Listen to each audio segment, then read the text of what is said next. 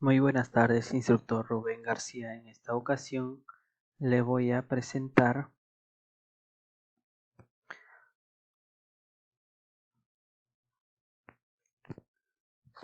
un cilindro de doble efecto con temporización neumática, talado y fluxing y Automation Studio.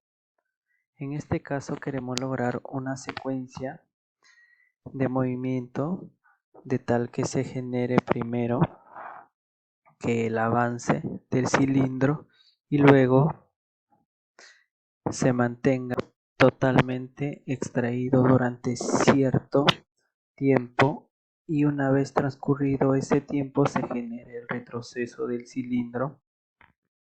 Como podemos ver, en este circuito está compuesto por un cilindro de doble efecto tipo diferencial y una válvula direccional principal de 5 vías de 2 con accionamiento de posición con pilotaje automático y dos válvulas de pilotaje con dos posiciones, que una posee un botón manual con resorte y otra posee un accionamiento por rodillo y retorno por resorte. En esta parte encontraremos la válvula temporizada de accionamiento neumático a la conexión normalmente cerrada. Bueno, antes de poder pasar a simular el circuito, primero vamos a repasar el funcionamiento. En un inicio tendríamos que la válvula direccional principal se encontraría en su posición derecha, permitiendo que la conexión que está en el puerto 1 con el puerto 2 por el puerto 4 con el puerto 5 de escape, mientras el 3 permanece bloqueado hasta que tendríamos que el aire presurizado vendría por la línea, pasaría por el puerto 1 y el puerto 2 para continuar con esta línea y llenar la cámara, mientras que la otra cámara de descarga hacia la atmósfera de conexión del puerto 4 con puerto 5, 3 al inicio del cilindro se mantendría totalmente retraído. Adicionalmente, tendremos que tres válvulas se mantienen en su posición, la cual la posición derecha gracias al resorte, y en esa posición normal tendríamos que el puerto del aire presurizado no puede continuar por esta línea, tampoco por esta línea ni por esta línea.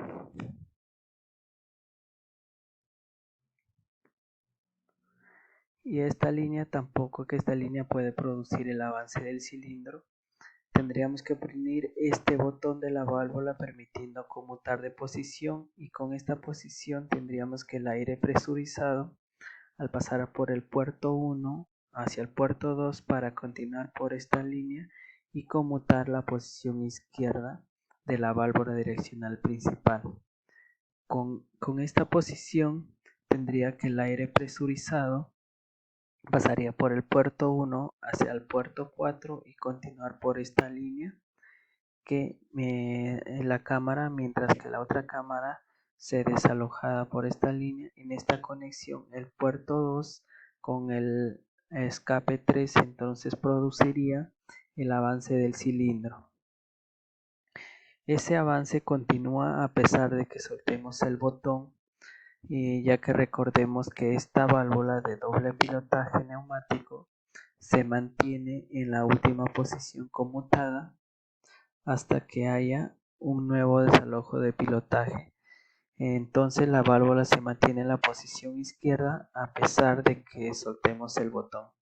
Esta válvula regresa a su posición normal por el resorte o muelle y toda esta línea de descarga a la atmósfera.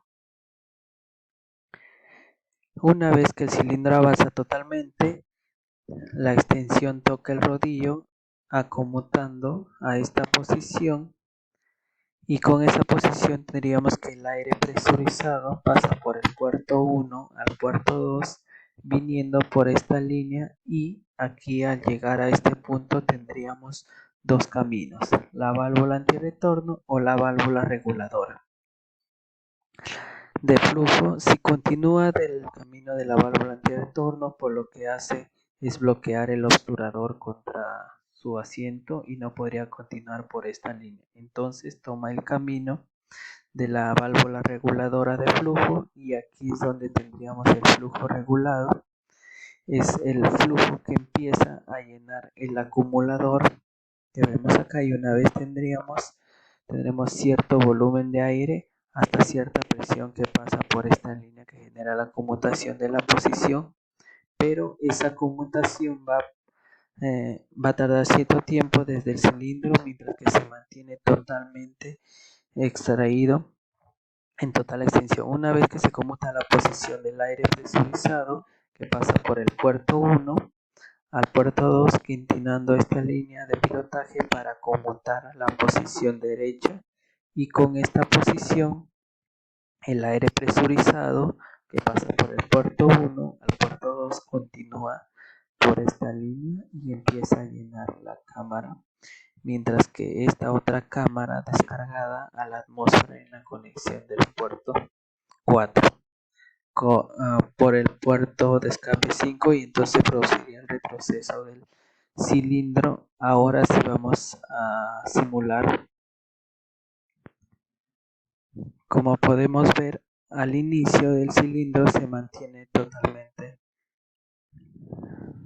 retraído, pero al oprimir el botón podemos ver que avanza, se mantiene un cierto tiempo corto y luego se produce el retroceso. Como podemos ver ahí, a un cierto tiempo corto se produce el retroceso de nuevo. Para aumentar así el tiempo del cilindro, dura totalmente extraído, podemos colocar nuevos datos en la válvula reguladora de flujo para obtener el cierto tiempo de retracción del cilindro. Si queremos que dure más tiempo el retroceso del cilindro, tenemos que regular acá en la válvula temporizada.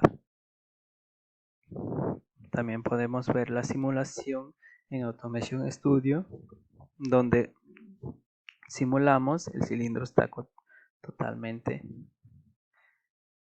retraído.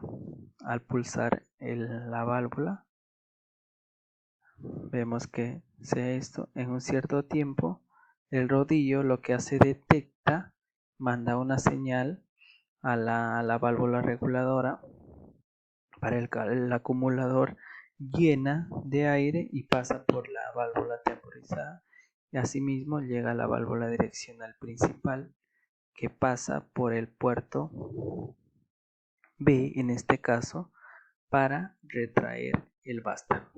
Como podemos ver de nuevo, llega, pasa su tiempo, pasa y vuelve a llenar para retraerse. Eso sería todo, instructor. Muchas gracias, hasta la próxima.